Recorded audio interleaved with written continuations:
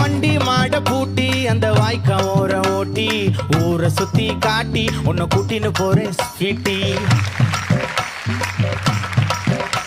நான் ரொம்ப கோபக்காரி, நீ சுத்துற ஒரு மாதிரி ஆடிக்காரி ஏறி நான் போக போறேன் சாரி. ஓ அப்படியா?